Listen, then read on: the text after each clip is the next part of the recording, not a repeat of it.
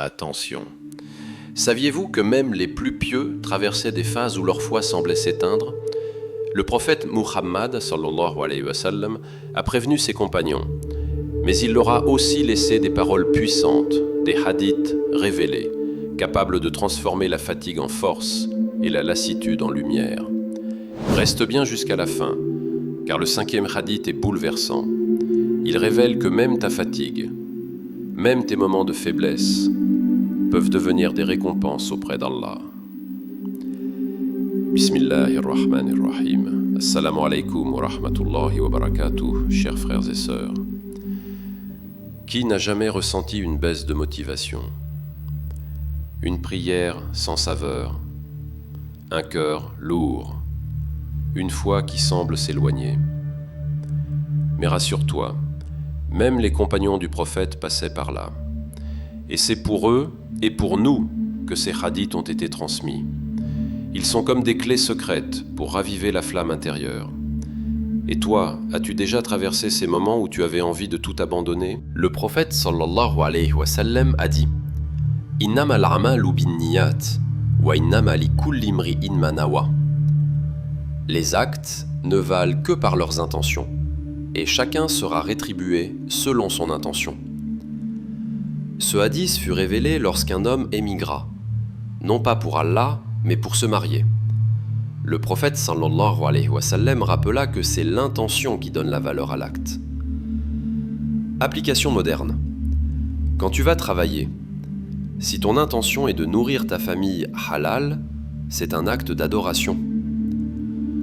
Quand une mère prépare un repas, si son intention est de chercher la satisfaction d'Allah, chaque geste devient une adoration. Même tes études, tes tâches quotidiennes, peuvent être transformées en actes de foi. Ton intention peut donner une valeur transformationnelle à chaque geste de ta vie quotidienne. Et toi, quelle petite action de ta journée peux-tu transformer en adoration, juste par ton intention? Le prophète sallallahu alayhi wa sallam a dit: Ahabbul a'mali ila Allahi adwamuha wa in qalla. Les œuvres les plus aimées d'Allah sont celles accomplies avec constance, même si elles sont peu nombreuses. Al-Bukhari, Muslim. Les compagnons voulaient parfois accomplir de grandes actions, mais finissaient par s'essouffler. Le prophète sallallahu alayhi wa sallam les corrigea. L'important, c'est la constance. Application moderne. Lire un verset par jour avec constance est mieux que lire une sourate entière une seule fois par mois. Dire Subhanallah 10 fois par jour est mieux qu'une longue invocation faite rarement. La discipline spirituelle se construit avec de petites briques, posées chaque jour. Ces petites habitudes produisent un effet presque instantané sur la paix de ton cœur. Dans un instant, tu vas découvrir un hadith bouleversant. Il montre que ta fatigue peut devenir une victoire.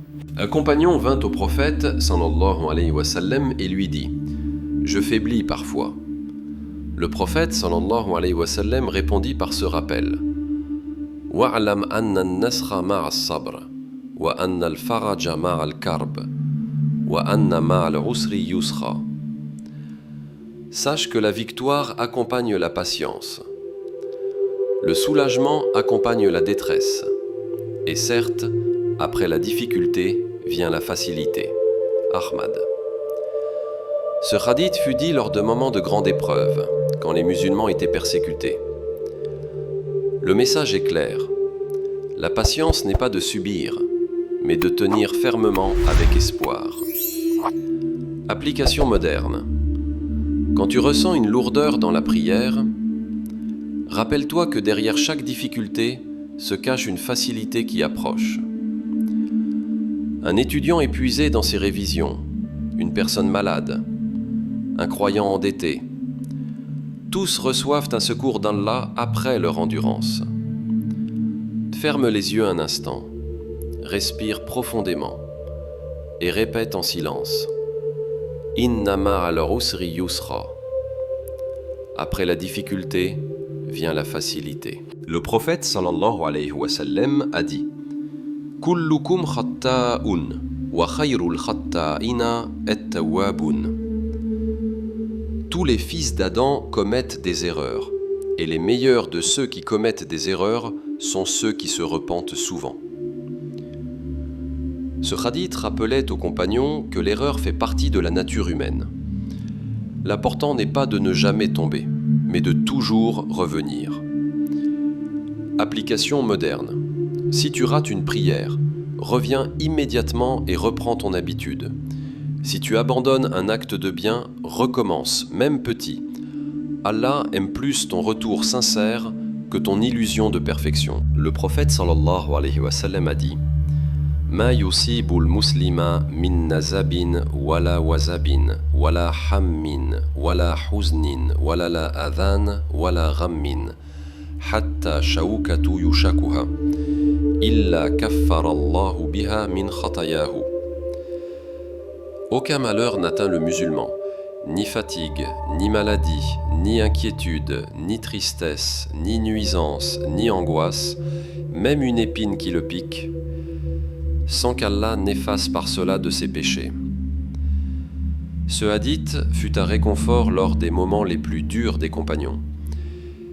Il transforme la douleur en purification et la fatigue en récompense. Application moderne. Ta fatigue dans l'étude, ton épuisement au travail, tes nuits blanches dans l'inquiétude, tout cela efface tes péchés. Même la plus petite souffrance devient une bénédiction cachée. C'est une épreuve transformationnelle. Elle change ta douleur en élévation et ton effort en pardon. Voilà 5 hadiths authentiques pour surmonter la perte de motivation.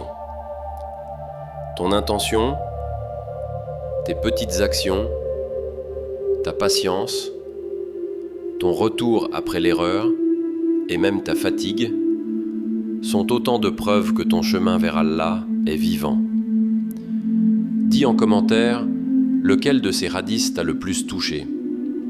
Partage cette vidéo à un frère ou une sœur qui traverse une baisse de motivation.